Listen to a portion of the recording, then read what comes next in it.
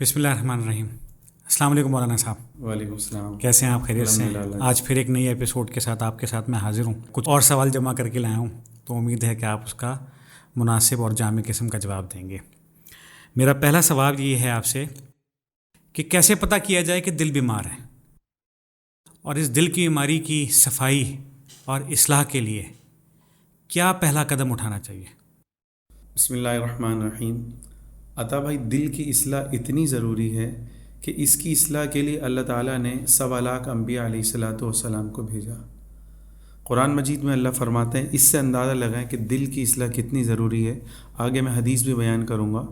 قرآن میں ہے یوم لا ینفع مال ولا بنون، کہ قیامت کے دن نہ اولاد کام آئے گی نہ مال کام آئے گا، الا من اتی اللہ بقلب سلیم، کہ جو شخص صاف ستھرا دل لے کر آئے گا، غلاظت سے پاک دل لے کر آئے گا، اللہ کی محبت سے بھرا ہوا دل لے کر آئے گا، وہ دل اس دن جو ہے کامیاب ہوگا، اور یہی دل انسان کو جنت میں لے کے جائے گا۔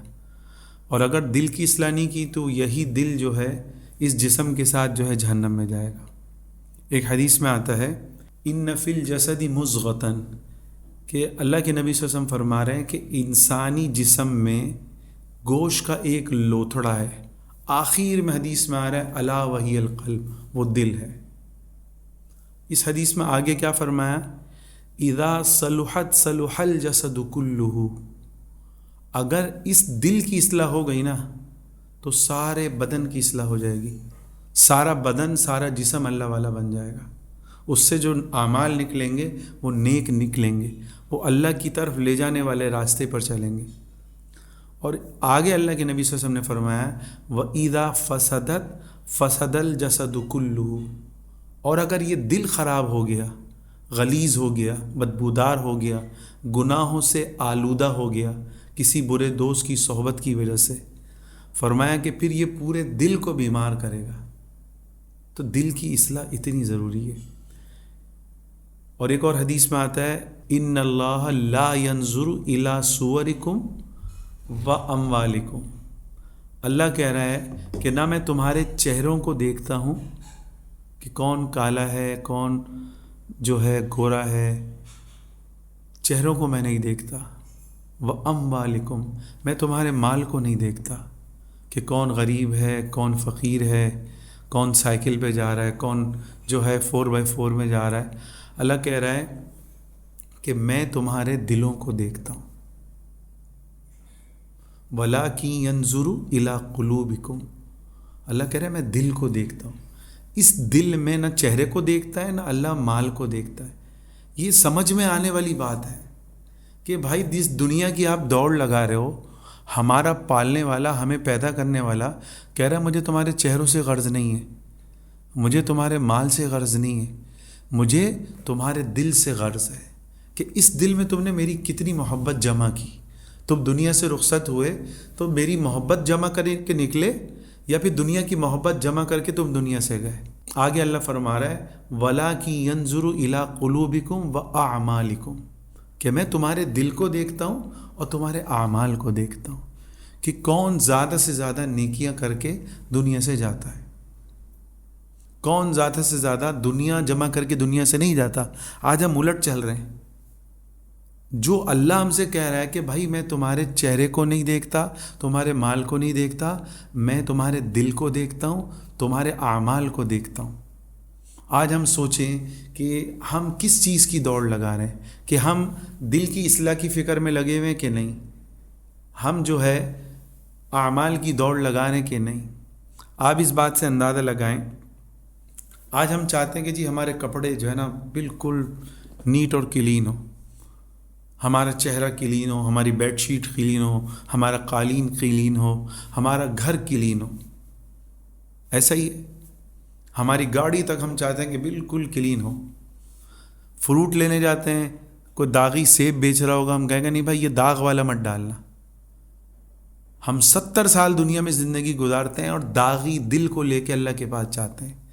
جو دل گناہ کر کر کے حدیث میں آتا ہے نا کالا ہو چکا ہوتا ہے، اس دل کو لے کے ہم اللہ کے پاس جاتے ہیں۔ تو سوچے آج ہم نے 60 سال کس کام میں لگائے؟ جو کام آنا تھا، اعمال جو کام آنا تھا، اللہ اور اس کے رسول صلی اللہ علیہ وسلم کی محبت جو دل میں بھری ہوئی ہونی چاہیے تھی، اس کی دوڑ نہیں لگا رہے۔ جو کام مرنے کے بعد نہیں آئے گا، مال، کفن میں جیب نہیں ہوگی، سب کو پتہ ہے، قبر میں الماری نہیں ہوگی، اس کی دوڑ لگا رہے۔ تو بھائی اللہ کی طرف دوڑیں۔ اللہ کہہ رہا ہے فَفِرُّوا إِلَى اللَّهِ، میرے بندو میری طرف دوڑ لگاؤ۔ تو جو اللہ کی طرف دوڑ لگائے گا وہ عقل مند ہے، اور جو دنیا کی دوڑ لگائے گا اس سے بڑا انٹرنیشنل بیوقوف کوئی نہیں۔ اور اس دل کی صفائی کے لیے ہمیں کیا کرنا ہے؟ اللہ ہم سب سے پہلے توبہ کریں، اللہ ہمارے گناہوں کو معاف کر دے، بات لمبی نہ ہو جائے۔ دوسرا، زیادہ سے زیادہ اللہ کا ذکر کریں۔ اللہ کا ذکر دل کی گندگی کو دھوتا ہے۔ تیسرا کام، اللہ والوں کی صحبت، ان کے بیانات، ان کے پاس اٹھنا بیٹھنا، اس کو ہم کنٹینیو رکھیں۔ جتنا قرآن حدیث اللہ والوں سے جڑے رہیں گے، نیک لوگوں سے، اتنا ہی ہمارے دل کا تعلق اللہ سے جڑے گا۔ اور اس زمانے میں شیطان کی یہی محنت ہے، لوگوں کو مولویوں سے دور کر دو۔ یہاں بڑے بڑے یوٹیوبر بیٹھے ہوئے ہیں، انڈیا اپنی الگ محنت کر رہا ہے، اسرائیل اپنی الگ جو ہے پیسے خرچ کر رہا ہے ایسے لوگوں پہ کہ کسی بھی طریقے سے ایسا وائرس پھیلایا جائے کہ لوگوں کے دلوں میں مولویوں کی نفرت آئے۔ تو مختصر یہ ہے کہ اگر نیک لوگوں کی صحبت میں بیٹھیں گے تو نیک بنیں گے اور انہی کے ساتھ جنت میں جائیں گے، اور برے لوگوں کی صحبت میں بیٹھیں گے تو برے بنیں گے اور انہی کے ساتھ جہنم میں جائیں گے۔ جزاک اللہ مولانا صاحب۔ میرا اگلا سوال آپ سے یہ ہے کہ ہر مسلمان کی کوشش ہوتی ہے کہ وہ اللہ کو راضی کریں، اور اللہ کو راضی کرنے کے لیے ہمیں جو ہے موت سے پہلے موت کی تیاری کرنی چاہیے۔ تو اس متعلق کوئی ایسی حدیث بیان فرما دیں جو دل پہ اثر کر جائے۔ بسم اللہ الرحمن الرحیم۔ عطا بھائی، موت جو ہے برحق ہے، کافر کو بھی پتہ ہے مرنا ہے، مسلمان کو بھی پتہ ہے مرنا ہے۔ آج تک کسی کافر نے بھی موت کا انکار نہیں کیا۔ اصل ہے موت سے پہلے موت کی تیاری۔ اب مسئلہ ہے کہ شیطان نے اس ہاتھ کو بڑی سختی سے پکڑا ہوا ہے، وہ ہمیں اللہ کی طرف جانے نہیں دیتا۔ کتنے ایسے لوگ ہیں انہیں سب پتہ ہے کہ یار مرنا ہے، سال میں جو ہے عید کی نماز بمشکل پڑھتے ہیں۔ کتنے ایسے لاکھوں ہیں جن کو پتہ ہے جمعہ بمشکل پڑھتے ہیں۔ کروڑوں ایسے جن کو پتہ ہے مرنا ہے، موت برحق ہے، جنت بھی جہنم بھی، مگر فرض نماز بھی جو ہے مشکل پڑھتے ہیں، کروڑوں ایسے۔ تو بات یہی ہے کہ اس کے لیے بھائی آم لینے کے لیے آم والے کے پاس جانا پڑتا ہے، خوشبو لینے کے لیے خوشبو والے کے پاس جانا پڑتا ہے۔ اللہ کو پانے کے لیے مولویوں کے پاس آنا پڑے گا، نیک لوگوں کی صحبت میں جانا پڑے گا، تب آپ کو اللہ ملے گا۔ گھر میں بیٹھ کے آپ بولو ہمیں اللہ مل جائے، ناممکن ہے۔ شاذ و نادر کوئی ایسا کیس ہو کہ گھر میں بیٹھ کے آدمی کو اللہ مل گیا، پھر بھی اسے مولوی کی ضرورت پڑے گی۔ ارے جنت تک میں لوگوں کو مولویوں کی ضرورت پڑے گی۔ جب اللہ کا دیدار کر لیں گے، سب کر لیں گے، حدیث میں آتا پھر کہیں گے اب اللہ سے کیا مانگے، تو علماء کے بعد جائیں گے، وہ کہیں گے اللہ سے اللہ کی رضا مانگو۔ مولویوں کی تو ضرورت تو جنت میں بھی پڑے گی۔ جب اللہ سے اللہ کی رضا مل جائے گی نا، پھر اللہ کہے گا کہ اب میں نے جو ہے تمہیں ہمیشہ ہمیشہ کے لیے جنت دے دی۔ تو بات یہ ہے کہ پتہ سب کو ہے کہ مرنا ہے، اصل یہ ہے کہ ہم خود سوچیں کہ ہاں بھائی مجھے مرنا ہے، مراقبہ کریں کہ ایک دن میں قبر میں جاؤں گا، یہ سارا مال دولت سب میرے سے دور کر دیا جائے گا۔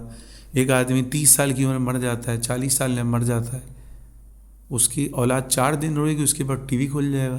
کتنے ایسے ہم نے دیکھا ہے، پہلے دن نہیں دوسرے دن ٹی وی کھلا ہوا ہے، سب بھول جاتے ہیں بھائی۔ اصل ہے آپ خود موت سے پہلے موت کی تیاری کی فکر کرو، باقی ساری قرآن کی حدیث یہاں سے سنیں گے، یہاں سے نکالتے ہیں۔ میں ایک حدیث ایک واقعہ سنا دیتا ہوں۔ ایک حدیث میں آتا ہے الکیس من دان نفسہ۔ اللہ کے نبی صلی اللہ علیہ وسلم نے اس حدیث میں دنیا کا سب سے بڑا عقل مند بتایا کون ہے، دنیا کا سب سے بیوقوف بتایا کون ہے۔ فرمایا الکیس من دان نفسہ، دنیا کا سب سے بڑا عقل مند وہ ہے جو اپنے نفس کو دبائے، نفس کو دبائے، نفس کا غلام نہ بنے، نفس کی چاہت پہ چلنے والا نہ ہو۔ بایزید بستامی رحمۃ اللہ سے کسی نے پوچھا کہ حضرت اللہ تک جانے کا راستہ کیا ہے؟ فرمایا دع نفسک و تعال، کہ تو نفس کو دبا لے، ایک قدم تو نفس پہ رکھ، تو اسی وقت دوسرے قدم پر اللہ کا ولی بن جائے۔ ہم نفس کو دبائیں تو صحیح، اور جو تھوڑا نفس کو دباتا ہے نا، اللہ تک پہنچنے کے راستے کھلنا شروع ہو جاتے ہیں۔ آگے حدیث میں فرمایا الکیس من دان نفسہ وعمل لما بعد الموت، نفس کو دبائے، عقل مند وہ ہے جو نفس کو دبائے اور موت کے بعد آنے والی زندگی کی تیاری کرے، نہ کہ 9 بجے تک دنیا کی دوڑ لگاتا رہے، نمازیں بھی جا رہی ہیں، جھوٹ بھی بولا جا رہا ہے، سود بھی کھایا جا رہا ہے، لوگوں کو کا حق بھی مارا جا رہا ہے، یہ موت کی تیاری نہیں ہے۔ آگے حدیث کا دوسرا ٹکڑا وَالْعَاجِزُ مَنِ اتَّبَعَ نَفْسَهُ، دنیا کا سب سے بڑا بے وقوف حدیث میں آتا وہ ہے جو نفس کا غلام ہو، نفس کا پجاری ہو۔ قرآن کی آیت ہے أَفَرَأَيْتَ مَنِ اتَّخَذَ إِلَٰهَهُ هَوَىٰ، اللہ اپنے حبیب سے کہہ رہے ہیں کہ اے میرے محبوب، کیا آپ نے ایسے بندے کو دیکھا جس نے نفس کو اپنا خدا بنا لیا؟ قرآن کی آیت ہے۔ آج ہم نے نفس کو خدا بنایا ہوا ہے۔ نفس اور شیطان دونوں بھائی ہیں۔ جو نفس نے کہا، جو شیطان نے کہا، جی میں حاضر ہوں۔ نفس نے کہا فلاں فلم لگی ہوئی ہے، چلو جی چلتے ہیں۔ نفس نے کہا فلاں لڑکی کے پاس جانا ہے، چلو چلتے ہیں۔ نفس نے کہا کہ یار فلاں بینک والا اتنے سود دے رہا ہے، چلو جی اپنی پیسے رکھواتے ہیں۔ نفس نے کہا کہ جی فلاں جو ہے اس کو ہم ذلیل کرتے ہیں، کرنے پہ آ گئے۔ یہ نفس کی غلامی ہے۔ آگے اسی حدیث میں آگے آتا ہے کہ وَالْعَاجِزُ مَنِ اتَّبَعَ نَفْسَهُ هَوَاهَا وَتَمَنِّي عَلَى اللَّهِ، ایک تو نفس کا غلام بنا ہوا ہے جو دنیا کا سب سے بڑا بیوقوف ہے، اور پھر حدیث میں آتا ہے اللہ سے لمبی لمبی امیدیں بھی مانتا ہے کہ اللہ مجھے معاف کر دے گا۔ حدیث میں آتا ہے یہ بیوقوفی ہے۔ ہاں، عقل مندی کیا ہے؟ آپ نفس کے پجاری نہ بنو، گناہ ہو جائے رو کے اللہ سے مانگ لو کہ اللہ مجھے معاف کر دے۔ پھر آپ 10 دفعہ آپ سے گناہ ہو، کوئی مسئلہ نہیں ہے۔ جب تک توبہ کی توفیق مل رہی ہے نا، سمجھ لو اللہ آپ کو معاف کر رہا ہے، اور یہ توفیق کبھی بھی چھن سکتی ہے۔ ہارون رشید بڑا مشہور بادشاہ گزرا ہے، اتنی بڑی سلطنت تھی کہ بادل جا رہا تھا، اس بادل کو دیکھ کے کہا، مسکرایا کہ تو جہاں بھی جائے گا نا، وہاں پر تجھے میری حکومت ملے گی، وہاں پر تجھے میری ہی حکومت ملے گی۔ اس کے زمانے میں ایک بزرگ تھے، ان کا نام تھا حضرت بہلول، مجذوب تھے، اللہ والے تھے۔ تو پتہ تھا سب کو، درباریوں کے بھی، ہارون رشید کے پاس آتے، نصیحت کرتے، نکل جاتے، کچھ لینا دینا نہیں کرتے۔ تو ہارون رشید بھی کہتا کہ نہیں یہ مخلص بندہ اللہ والا ہے، نصیحت کرتا ہے، چلا جاتا ہے۔ ایک دفعہ ہارون رشید کے پاس حضرت بہلول آئے تو ہارون رشید نے اس کو چھڑی دی، اللہ کو ایک نظام چلانا ہوتا ہے نا، چھڑی دی اور کہا تمہیں اپنے سے بڑا کوئی بیوقوف ملے نا تو یہ اس کو دے دینا۔ کس کو دی چھڑی؟ ہارون رشید نے بہلول مجذوب کو۔ صحیح ہے۔ بہلول لے کے نکل گئے۔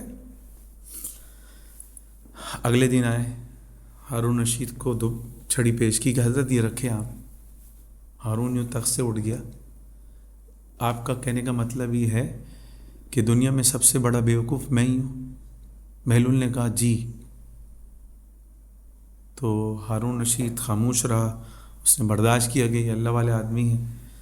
تو پھر کہا کہ کیا وجہ ہے کہ آپ مجھے بیوقوف سمجھتے ہیں؟ تو فرمایا کہ آپ کا دنیا کا، بہلول نے کہا اے ہارون، دنیا کا چھوٹا سا سفر ہوتا ہے، ایک شہر سے دوسرے شہر جانا ہوتا ہے، آپ کتنی تیاریاں کرتے ہو؟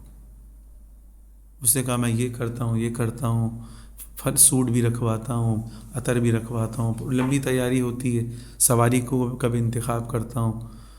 بولا آخرت کا اتنا لمبا سفر ہے، اس کے لیے آپ نے کیا تیاری کی ہے؟ یہ کہہ کے اس کو سمجھا دیا۔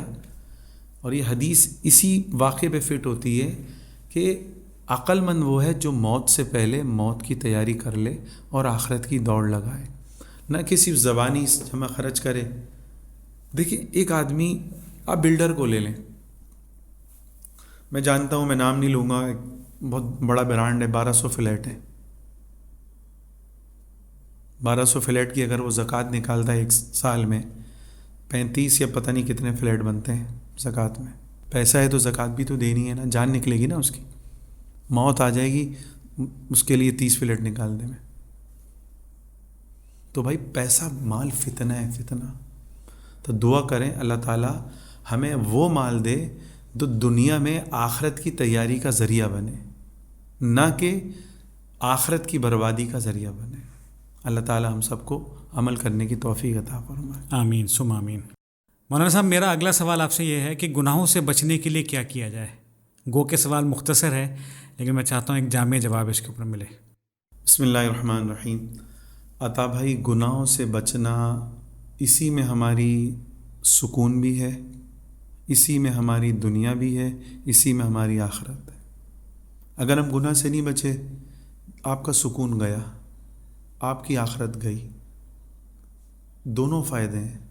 اور گناہ سے بچنے میں آپ کی دنیا بھی ہے. یہ عجیب میں آپ کو بتا رہا ہوں. قرآن کی ایک آیت ہے وَمَن يَتَّقِ اللَّهَ يَجْعَلْ لَهُ مَخْرَجًا. اللہ فرماتے ہیں کہ جو گناہوں سے بچے گا میری محبت میں یا میرے خوف میں، يَجْعَلْ لَهُ مَخْرَجًا، میں اس کو تمام پریشانیوں سے نکال دوں گا. وَيَرْزُقْهُ مِنْ حَيْثُ لَا يَحْتَسِبُ، اس کو ایسی جگہ سے رزق دوں گا کہ اس کا گمان بھی نہیں ہوگا. اور آگے اسی آیت میں آگے اللہ کہہ رہا ہے وَمَن يَتَّقِ اللَّهَ يَجْعَلْ لَهُ مِنْ أَمْرِهِ يُسْرًا، کہ میرے بندے اگر تو گناہوں سے بچے گا تیرے سارے کاموں کو آسان کر دوں گا. جس کام میں تو ہاتھ ڈالے گا وہ آسان ہوگا. آج ہم دیکھتے ہیں نا کہ بیٹھے بیٹھائے فون آ گیا، وہ کنٹینر پھنس گیا، بیٹھے بیٹھائے یہ ٹینشن آ گئی. آپ اگر اللہ سے دوستی کر لو گے، قرآن میں نے آپ کو بتایا ہے، آپ کے کام آسان ہوں گے، آپ کو اللہ رزق ایسا دے گا جو سکون والا ہوگا. اگر کم بھی ہوگا تو اس میں سکون ہوگا، اور جس کام میں ہاتھ ڈالو گے وہ آسان ہوگا. ایک اور جگہ اللہ کہہ رہا ہے ان اولیاءہ الا المتقون، کہ جو شخص گناہوں سے بچتا ہے اللہ کہہ رہا ہے میں اس کے سر پر اپنی دوستی کا تاج رکھ دیتا ہوں. اس سے بڑھ کے کیا چاہیے آپ کو؟ آپ تھوڑی سی قربانی دو، نفس کو آپ ذبح کر دو کہ بھائی مجھے تیری غلامی نہیں کرنی، مجھے دنیا میں اللہ نے بھیجا ہے، اللہ نے پیدا کیا ہے، میں اللہ کا رزق کھاتا ہوں، میں پالنے والے کو کیوں ناراض کروں؟ تو پھر آپ دیکھو اللہ آپ کو اپنا دوست بنا لے گا. اور دیکھو قربانی دینے سے اللہ ملتا ہے، ایسے نہیں قربانی آپ کو دینی پڑے گی. آپ بولو کہ جی میں قربانی نہیں دوں مجھے اللہ مل جائے، نفس کو مارنا پڑے گا. حدیث شریف میں آتا ہے من ترک شیئا للہ، کہ جو اللہ کی محبت اور اس کے خوف میں گناہوں سے بچتا ہے، کسی حرام کام سے بچتا ہے، اللہ کہہ رہا عوضہ اللہ خیرا منہ، کہ میں بادشاہوں کا بادشاہ یہ وعدہ کرتا ہوں کہ میں اس کو بہتر سے بہتر صلہ دوں گا. آپ اللہ کی محبت میں قربانی دو، اللہ آپ کو صلہ نہ دے، یہ نام ایسا ہو نہیں سکتا. وہ تو کافر کو بھی پال رہا ہے، وہ تو ایسا نافرمان کہ جو 10 سال ہو گئے جس نے عید کی نماز نہیں پڑھی، ایسے مسلمان کو شراب پی رہے ہیں، نشہ کر رہے ہیں، زندگی اسی میں گزر گئی، اللہ اس کو بھی پال رہا ہے، حالانکہ اس کو پتہ ہے اللہ کون ہے. اور آپ اللہ کی محبت میں گناہوں سے بچو، اللہ آپ کو ضائع کر دے، ایسا نہیں ہو سکتا. میں آپ کو قرآن سے ایک مثال دیتا ہوں. قرآن میں جو سب سے بہتر قصہ ہے وہ ہے سورہ یوسف کا، جس کو اللہ نے کہا ہے کہ سورہ یوسف قرآن مجید کا جو سب سے بہتر قصہ ہے وہ ہے یوسف علیہ السلام کا. پوری سورہ یوسف میں اللہ نے اس قصے کو بیان کیا ہے، اور اللہ کیا کہہ رہا ہے احسن القصص، کہ قرآن کا سب سے بہترین واقعہ ہے یہ. اچھا سورہ یوسف میں جو مین جو پوائنٹ ہے نا، اس میں واقعہ ہے یوسف علیہ السلام کا گناہوں سے بچنے کا. یوسف علیہ السلام عزیز مصر کے غلام تھے، اور عزیز مصر جو ہے اس کی بیوی تھی زلیخا. یوسف علیہ السلام کو زلیخا محل میں لے گئی گناہ کی نیت سے، اور قرآن بتا رہا ہے کہ کمرے در کمرے اس کو اندر کمروں میں لے گئی اور پھر گناہ کی نیت کی. اس میں آپ کو میں صرف 100 پوائنٹ ہیں جو مفسرین نے بیان کیے ہیں، میں صرف 5 سے 6 بتاؤں گا. جب کمرے میں لے گئی یوسف علیہ السلام کو ارادے کا پتہ چلا، قرآن کہہ رہا ہے اس میں ہمارے لیے دیکھیں کتنے تربیتی پوائنٹ ہیں. فاستبق الباب، یوسف علیہ السلام فوراً دروازے کی طرف بھاگے، حالانکہ پتہ تھا کہ ہر کمرے میں تالا لگ چکا ہے. فوراً دروازے کی طرف بھاگے، اللہ نے وہ دروازے کھلتے چلے گئے.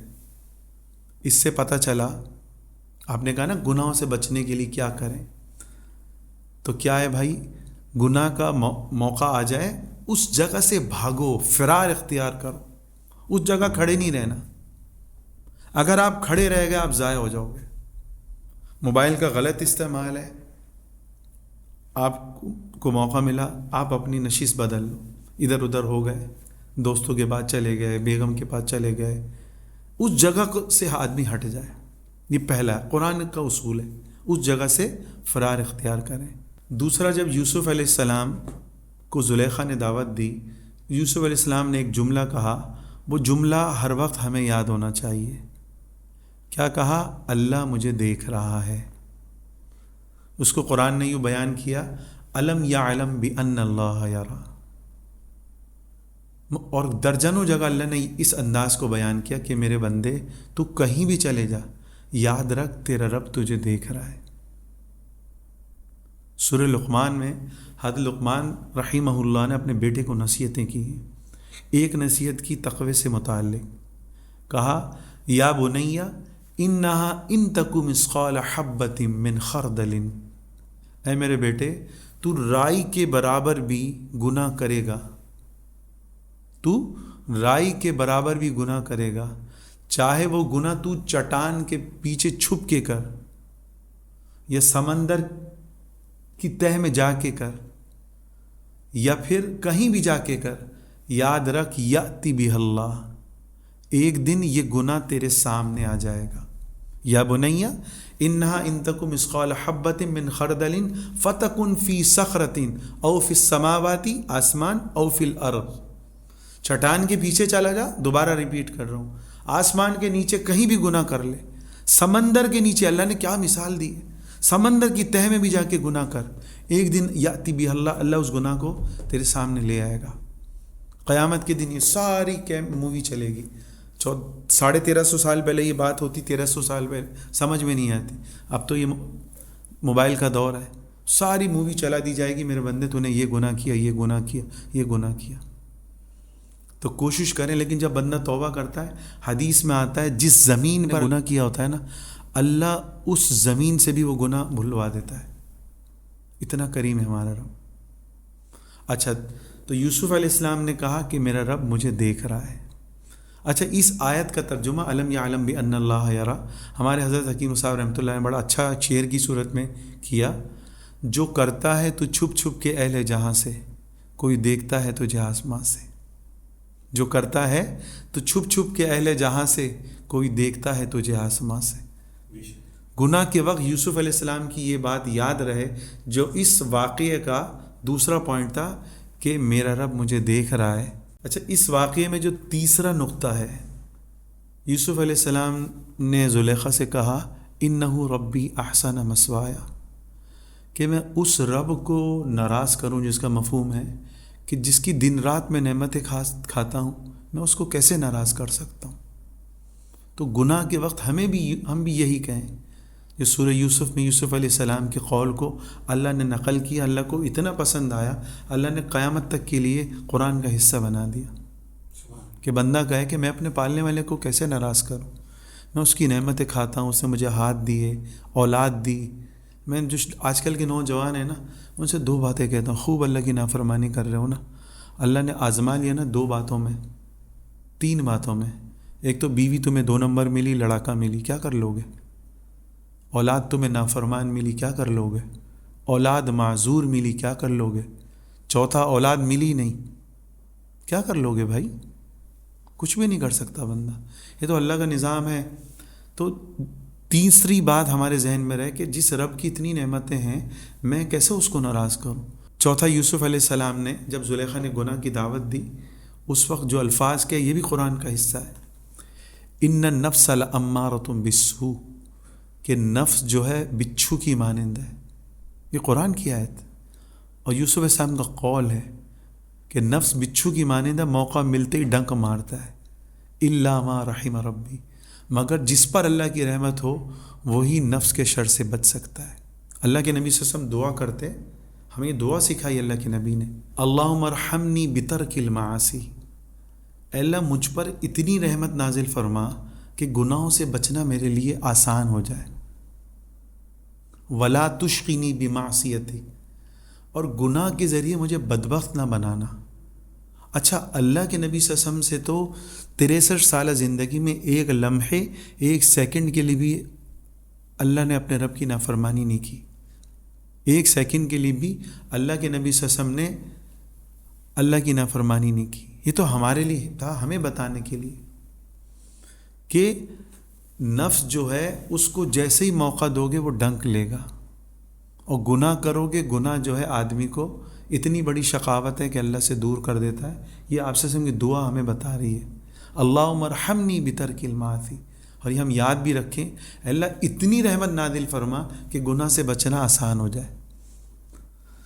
اسی طرح چوتھا اس جو واقعہ ہے سورہ یوسف کا، اس کا جو ایک نقطہ ہے کہ اس میں یوسف علیہ السلام نے کیا بولا، رب السجن احب الی مما یدعوننی، دعا کی کہ اللہ زلیخا جس گناہ کی طرف دعوت دے رہی ہے، اللہ اس سے زیادہ مجھے قید خانہ محبوب ہے۔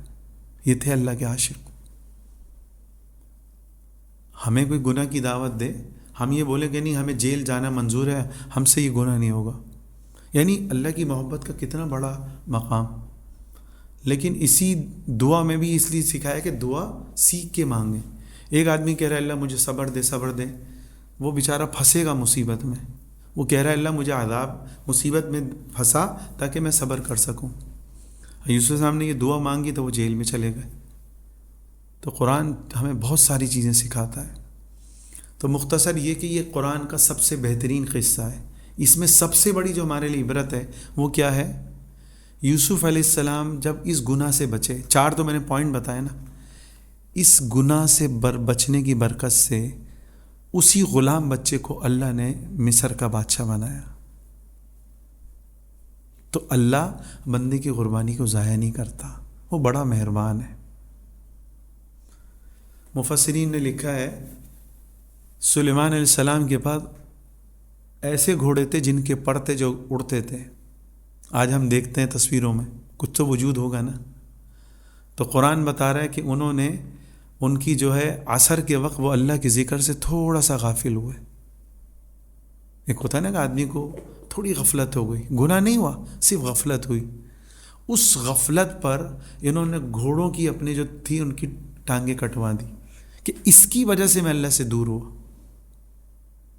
ابو طلحہ انصاری نماز پڑھ رہے ہیں اپنے باغ میں، ایک پرندہ آیا، باغ میں ادھر ادھر گھومتا رہا، نماز خراب ہوئی، اس باغ کو صدقہ کر دیا۔ یہ ہوتا ہے ایمان کا اعلیٰ درجہ۔ یہ تو صحابہ نے اس نے یہ کیا۔ اس قربانی پر اللہ نے سلیمان علیہ السلام کو ہوا پر حکومت دی۔ اس قربانی پر اللہ نے ایسا تخت دیا جس میں 6000 ان کے مشیر بیٹھا کرتے تھے اور ہوا اس کو چلاتی تھی۔ تو ہم اگر قربانی دیں گے اللہ ہماری قربانی کو ضائع نہیں کرے گا۔ بغیر گناہ چھوڑے ہمیں اللہ کی دوستی نہیں مل سکتی۔ اللہ کی دوستی کے لیے قرآن بتا رہا ہے گناہوں کو چھوڑنا پڑے گا، گناہوں سے بچنا پڑے گا۔ دنیا کے جو چراغ ہیں نا مٹی کے، یہ روشن ہوتے ہیں تیل سے، مٹی کے تیل سے۔ اللہ کی محبت کا جو چراغ اس دل میں ہے یہ روشن ہوتا ہے گناہوں سے بچنے پہ۔ آپ گناہوں سے بچنا شروع کر دو، یہ روشن ہو جائے گا۔ آپ کا دل آپ کو بتائے گا کہ آپ کا اللہ سے ایک کنیکشن جڑا ہوا ہے۔ آپ ہر وقت موت کے لیے تیار رہو گے۔ قربانی دیے بغیر آج تک کوئی بھی اللہ کا ولی نہیں بنا جب تک اس نے قربانی نہیں دی۔ ایک بزرگ تھے خواجہ مشکی رحمۃ اللہ علیہ، ہر وقت جو ہے ان کے جسم سے مشک کی خوشبو آتی۔ ہمارے بڑے بڑے اکابر اس واقعے کو بیان کر چکے ہیں، بہت سی کتابوں میں واقعہ لکھے ہے، روضۃ الریحین میں لکھا ہوا ہے، ابن جوزی کی کتاب میں بھی لکھا ہوا ہے۔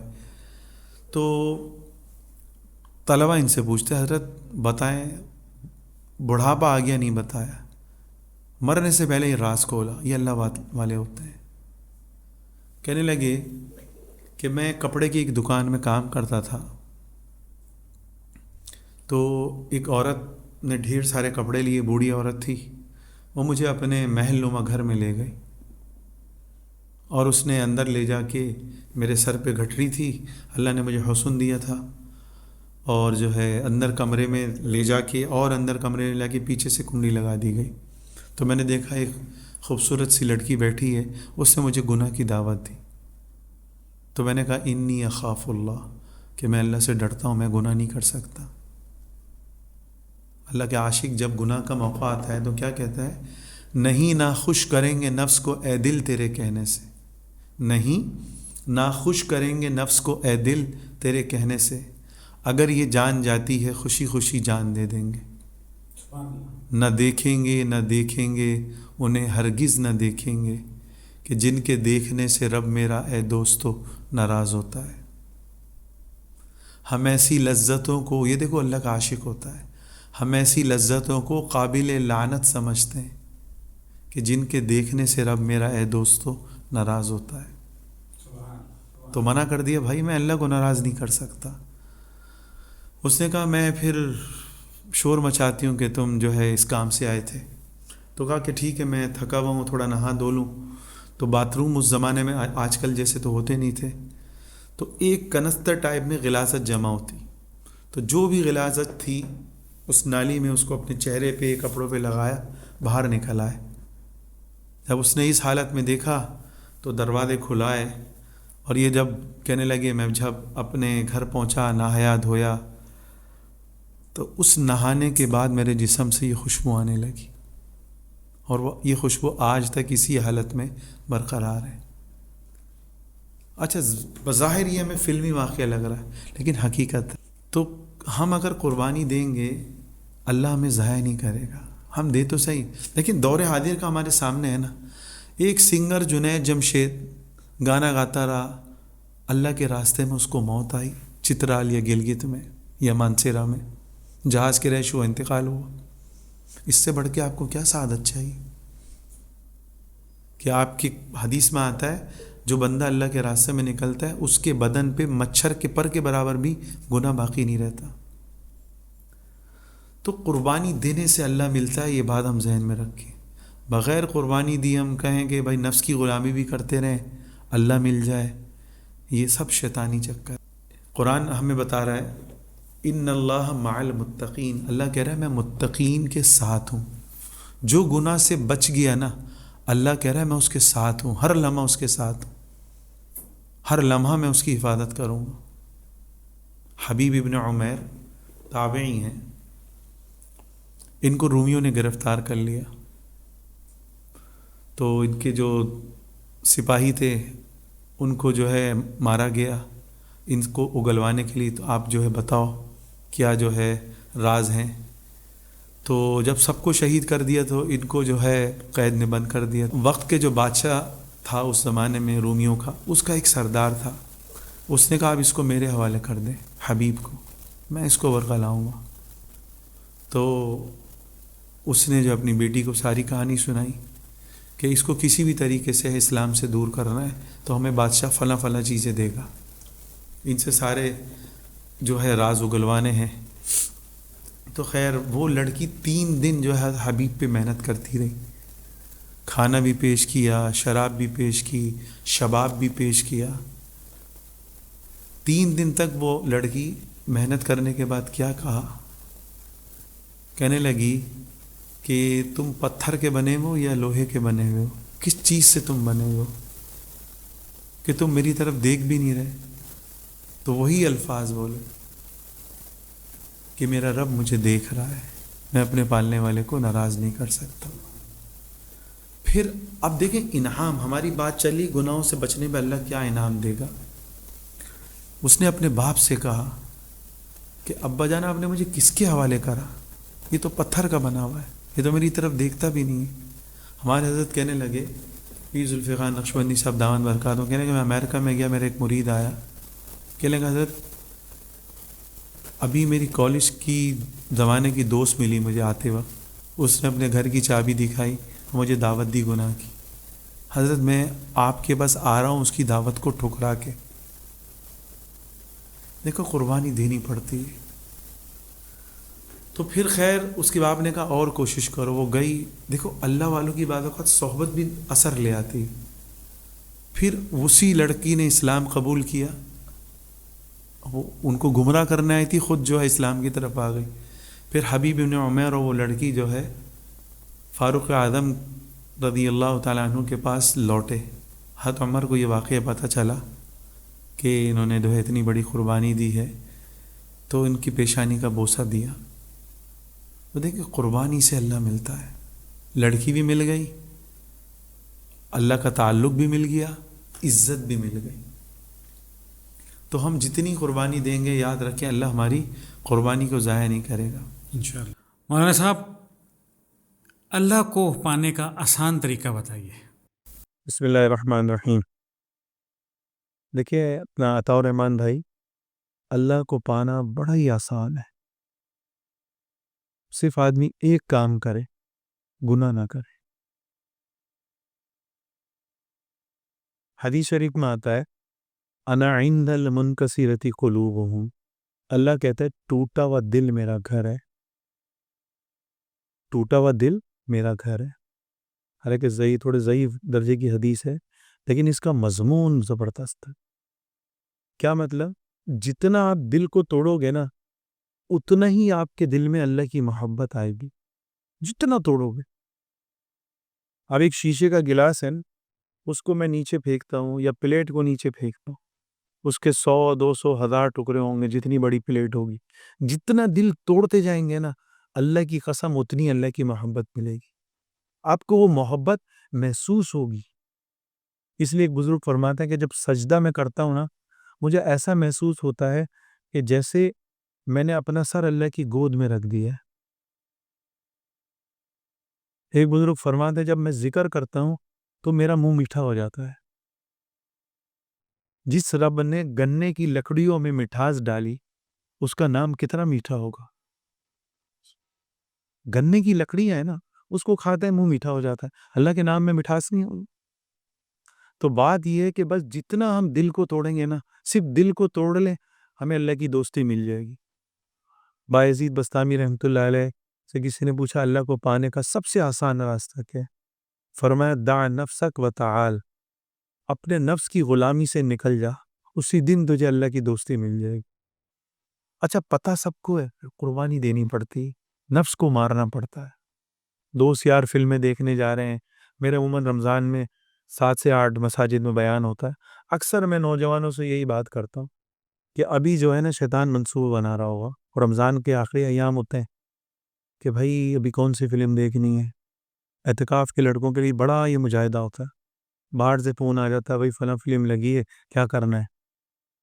پھر کسی لڑکی کا فون آ جائے گا عید میں کہاں چلنا ہے، اب اس کو داڑھی رکھ لی، وہ کٹانی ہے کہ نہیں کٹانی. یہ نفس کی کشمکش اعتکاف والوں کی چلتی. تو ہمارا تو سالوں سے ترتیب ہے الحمدللہ، تو وہ نفس کی کشمکش میں چلتے رہتے ہیں کہ داڑھی رکھوں کہ نہ رکھوں، اور جو ہے دوست کو بنا کر دوں کہ بھائی مجھے تو نہیں دیکھنی بھائی. تو جو جنگ جیت جاتا ہے نا، وہ اللہ کا ولی بن جاتا ہے. اسی لیے کہا نا جب گناہ کا موقع ہے، اللہ کا عاشق کیا کہتا ہے؟ نہیں ناخوش کریں گے نفس کو اے دل تیرے کہنے سے، اگر یہ جان جاتی ہے خوشی خوشی جان دے دیں گے. شیطان کیا کہتا ہے؟ وہ بھائی تو نے گناہ نہیں کیا، تو مر جائے گا. اس سے کہیں اللہ کی محبت میں مر جاؤں، اس سے بڑھ کے کیا سودا ہے. بندہ مرے گا تو نہیں، اس کو لذت ملے گی. حدیث میں آتا ہے جب بندہ نظر کی حفاظت کرتا ہے، اللہ اس کے دل میں ایسی حلاوت دیتا ہے کہ اس حلاوت کو وہ اپنے دل میں محسوس کرتا ہے. ایک اور حدیث میں النظر سہم مسموم من سہم ابلیس، کہ نظر بازی کرنا یہ شیطان کے زہریلے تیروں میں سے ایک تیر ہے، اور شیطان کا تیر خطا نہیں کرتا. ایک حدیث میں آتا ہے النساء حبائل من الشیطان، عورتیں شیطان کا جال ہے. جیسے پرندوں کو لوگ جال کے ذریعے شکار کرتے ہیں نا، ان عورتوں کے ذریعے شیطان جو ہے لوگوں کو اللہ سے دور کرتا ہے.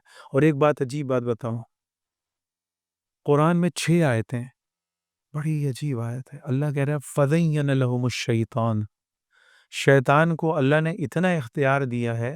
6 آیتیں، میں ایک آیت بیان کر رہا ہوں، کہ شیطان گندے مال کو اچھا مال بنا کے پیش کر دیتا ہے. اپنی بیوی اچھی ہوگی اور جو ہے نا ماسی جو ہے یا برابر والی وہ بدصورت ہوگی یا گڈ لک ہوگی، لیکن خوبصورت کو چھوڑ کے وہ گڈ لک کی طرف جائے گا. قرآن بتا رہا ہے فَزَيَّنَ لَهُمُ الشَّيْطَانُ، شیطان برے مال کو اچھا مال بنا کے پیش کرتا ہے. تو بھائی قربانی دینی پڑے گی، نہیں دو گے تو اللہ کی دوستی نہیں ملے گی، نہیں دیں گے تو بھائی مرنے کے بعد پتہ چل جائے گا، قبر میں بھی پتہ چلنا ہے، قیامت کے دن بھی پتہ چلنا ہے. قبر کا کئی 100 سال کا قبر کا بھگت لینے کو تیار ہے اس نفس کے لیے. قیامت کا 50,000 سال کا دن بھی کہتے ہیں بھگت لیں گے. کیا جہنم کا ہزاروں یا لاکھوں سال کا دن بھگت سکتے ہیں؟ اس دن کو نہ بھگتے آج نفس کو مارنا پڑے گا. محمود ایک بڑا ہندوستان کا بادشاہ گزرا ہے، محمود غزنوی، جس نے سومناتھ کے مندر کو بھی توڑا. تو اس کے وزیر تھے، اس کے وزیروں میں ایک وزیر تھا ایاس، اس کا بڑا چہیتا وزیر تھا. تو وزیر اس سے جلتے، محمود کو پتہ چل گیا کہ یار یہ تو سارے وزیر اس سے جلتے ہیں، شکایتیں لگانے آ جاتے ہیں. تو ایک دن سارے جو اس کو وزراء تھے ان کو جمع کیا، 10 کے 10 وزیروں کو ایک ایک ہیرا دیا اور ہتھوڑا دیا، بولا توڑو. سب نے کہا ایسی جو ہے اتنا قیمتی ہیرا کون توڑتا ہے، کسی نے بھی نہیں توڑا. محمود نے ایاز نے ہتھوڑا لیا، ہیرے پہ مارا، اس کو توڑ دیا. اب جو ہے اچھا ہیرے کو مارتے نا وہ ٹوٹتا نہیں، اس کی کناری ہلکی سی ٹوٹتی ہے، لیکن اس میں ایک عیب آ جاتا ہے. سب نے کہا وزیروں نے تب ایاز کی خیر نہیں. ایاز سے پوچھا کہ بھائی تم نے کیوں توڑا؟ محمود نے تم نے کیوں توڑا؟ انہوں نے نہیں توڑا. تو ایاز نے کہا آپ نے حکم دیا اور میں اس حکم کو پورا نہ کروں، یہ ہو ہی نہیں سکتا. تو اللہ کا عاشق جب دل کو توڑنے کا موقع آتا ہے نا فوراً دل توڑتا ہے. یہ نہیں کہ نفس کی غلامی میں لگ جائے دوسرے وزیروں کی طرح. نہیں، رب نے حکم دیا کہ بد نظری نہیں کرنی، فلمیں نہیں دیکھنی، ڈرامے نہیں دیکھنے. آدمی نے اپنے نفس کو دبایا کہ نہیں میں اپنے نفس کو خوش نہیں کروں گا، میں اپنے رب کو خوش کروں گا. دل کو توڑنے سے ریلیٹڈ میں آپ کو ایک واقعہ سناتا ہوں. موسیٰ علیہ السلام نے اللہ سے کہا اے اللہ میں آپ کو دیکھنا چاہتا ہوں. اللہ نے کہا لن ترانی، تو مجھے نہیں دیکھ سکتا. جب بہت ضد کی نا اللہ نے کوہ طور پہ بلایا اور اللہ نے اپنا دیدار نہیں کرایا، صرف ایک جو جھلک ہوتی ہے نا آنے کی، اس نور کی وجہ سے موسیٰ علیہ السلام بے ہوش ہو گئے اور وہ پہاڑ ریزہ ریزہ ہو گیا. جہاں اللہ نے اپنا دیدار کرایا وہ پہاڑ. علماء نے ایک نقطہ لکھا ہے کہ اس پہاڑ کی خواہش تھی کہ اللہ کے نور کی تجلی میرے ذرے ذرے میں سما جائے، آ جا میری آنکھوں میں، سما جا میرے دل میں. اسی طرح میں نے کانچ کی بھی جیسے مثال دی نا، ہم جتنا دل کو توڑیں گے اتنا ہی اللہ کی محبت ملے گی. ہم توڑتے رہیں دل اللہ کی محبت سے بھرتا رہے گا. کوشش کریں اپنے دل کو گناہوں کی جگہ اللہ کی محبت سے بھریں انشاءاللہ. مولانا صاحب میرا اگلا سوال آپ سے یہ ہے کہ آج کل گھر گھر میں موبائل ہے، یعنی کہ ہر بچے کے پاس، ہر بڑے کے پاس موبائل ہے. اب موبائل فون ہے تو اس سے بد نظری ہوتی ہے، اور بد نظری کرنا ایک گناہ ہے. تو اس سے کیسے بچا جائے؟ بسم اللہ الرحمن الرحیم. دیکھیں بد نظری جو ہے زنا کی سیڑھی ہے. جو نظر کی حفاظت نہیں کرتا وہ ایک نہ ایک دن جو ہے زنا کی دلدل میں جا کے پھنس جاتا ہے. اور جو نظر کی حفاظت کرتا ہے حدیث میں آتا ہے اللہ اس کو ایمان کی وہ حلاوت دے گا کہ اسے وہ اپنے دل میں محسوس کرے گا. قرآن مجید میں اللہ تعالیٰ ارشاد فرماتے ہیں قل للمؤمنین یغضوا من ابصارہم، کہ اللہ کے جو عاشق ہیں، جو ایمان والے ہیں، وہ بازاروں میں جاتے ہیں تو اپنی آنکھوں کو جھکا کر چلتے ہیں.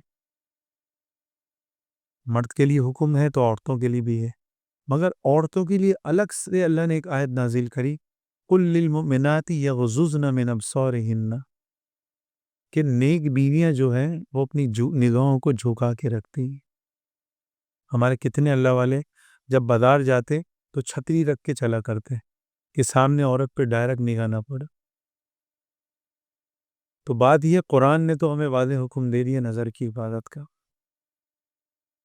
ایک حدیث میں آتا ہے زنا العین النظر، بد نظری کرنا آنکھوں کا زنا ہے.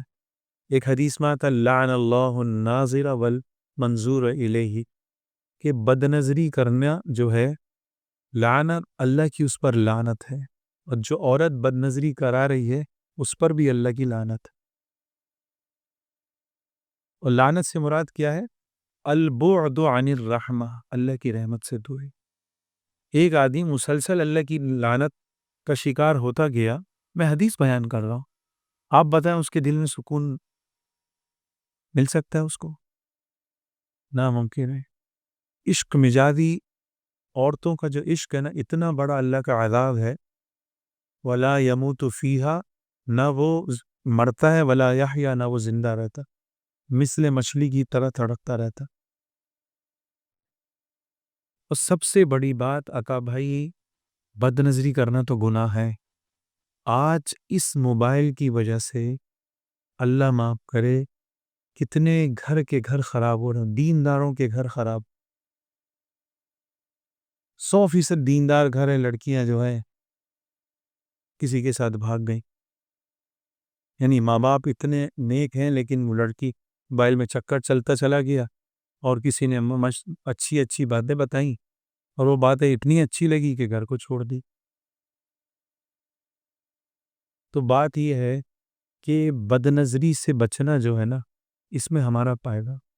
اگر ہم نہیں دیکھتے نا، تھانی رحمتہ سے کسی مجھے حضرت، نہ دیکھنے میں فائدہ دیکھنے میں. فرمایا کہ اگر نہیں دیکھو گے نا، چند منٹ کی تکلیف ہوگی، دیکھو گے تو گھنٹوں دنوں کی تکلیف ہوگی. اور سب سے بڑا ہمارے لیے، ہم پھنسے ہوئے آخری زمانے میں. آج سے 1350 سال پہلے جو لوگ چلے گئے وہ بڑے خوش نصیب تھے. حضرت ثوبان رضی اللہ تعالیٰ عنہ فرماتے ہیں کہ پیارے نبی صلی اللہ علیہ وسلم نے ارشاد فرمایا کہ قیامت کے دن بہت سے لوگ ایسے ہوں گے جو تہامہ پہاڑ کے برابر نیکیاں لے کے آئیں گے. تہامہ پہاڑ، احد پہاڑ جتنا پہاڑ ہے، اتنی نیکیاں جمع کر کے آئیں گے. حدیث کے الفاظ ہیں حباء منصورہ. حباء منصورہ کس کو کہتے ہیں؟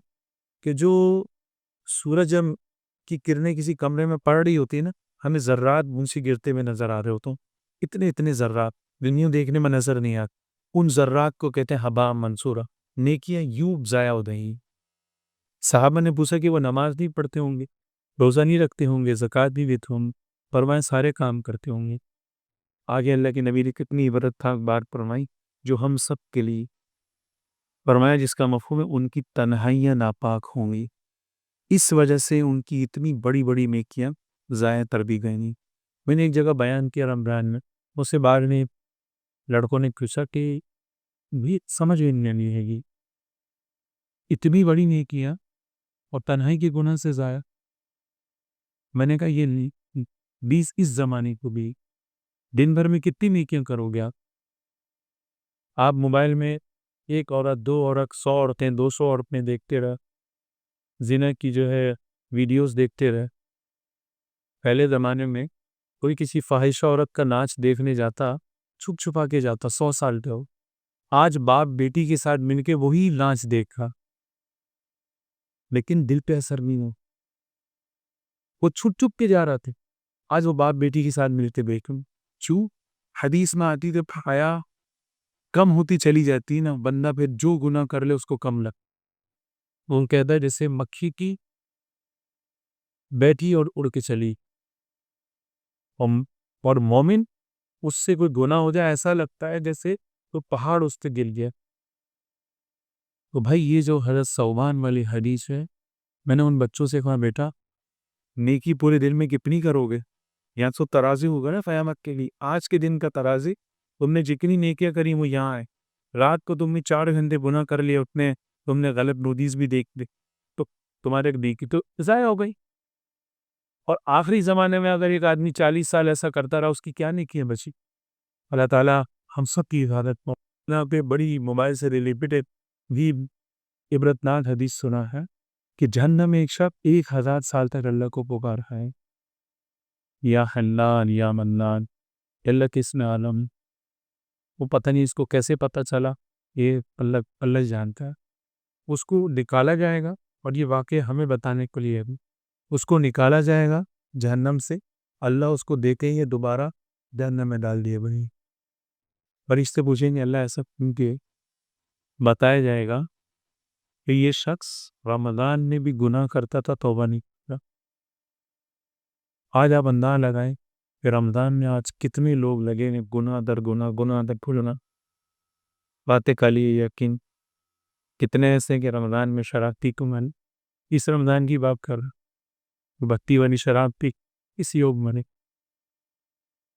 بات یہ ہے کہ بھائی یہ نبائی اتنا بڑا فتنہ ہے، ایسا نہ ہو کہ جو ہم نیکیاں جمع کر رہے ہیں اور آخرت میں ہمارے پاس کوئی تکا نہ بچے. اس کا ایک ہی حل ہے کہ اللہ والوں کی صحبت اختیار کی جائے، جس سے شیطان کو سب سے زیادہ تکلیف ہو. دوسرا، رات کو سوتے وقت کم از کم 100 دفعہ اس پہ فارغ کر دی. کوئی رات ایسی نہ گزرے کہ جو ہمارے بغیر اس پر پائے. اللہ تعالی ہم سب کو عمل کرنے کی توفیق عطا فرمائے. تو بھائی، اور اب میں سب کے جاریہ کی نیت سے کہوں گا کہ بھائی اگر آپ چاہتے ہو کہ آپ کی وجہ سے لوگ گناہوں سے بچنے والے بنیں، نظر کی عبادت کرنے والے بنیں، بد نظری کے ان کو نقصانات پتہ چلیں، اور تو آپ اس ویڈیو کو زیادہ سے زیادہ پھیلاؤ تاکہ میرے لیے بھی آخرت میں یہ کام آئے اور آپ کو بھی آخرت میں یہ کام آئے انشاءاللہ. مولانا صاحب، اللہ کے خوف میں رونے میں اور گناہوں سے بچنے کے کوئی ایسے فضائل بیان فرمائے کہ ہمت پیدا ہو. بسم اللہ الرحمن الرحیم. ایک حدیث شریف میں آتا ہے، تفسیر روح المعانی تفسیروں کی جو ہے نا سمجھ لیں سب سے بہترین تفسیر ہے، 30 جلدوں میں ہے. اس میں حدیث ہے لَأَنِينُ الْغُزْلِوِينَ أَحَبَّ إِلَيَّ مِنْ زَجْرِ الْمُسَبِّحِينَ، کہ اللہ تعالیٰ فرماتے ہیں گناہ گاروں کا رونا اور آہیں بھرنا یہ اللہ کو سبحان اللہ کہنے والوں سے زیادہ پسند ہے. کیوں؟ ذکر کرنے کے لیے تو فرشتے موجود ہیں.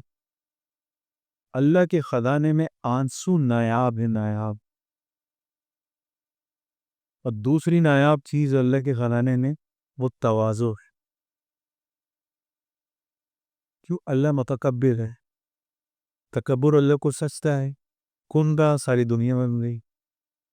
اور تواضع دوسری چیز آنسو. آنسو جو ہے اللہ کے خزانے میں نایاب ہے.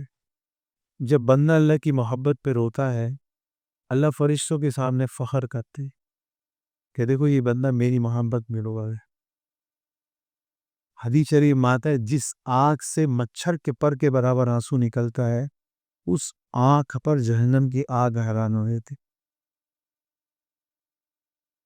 ایک اللہ والے تھے، جب آنسو نکلتے نا سارے چہرے پہ پھیلا لیا کرتے.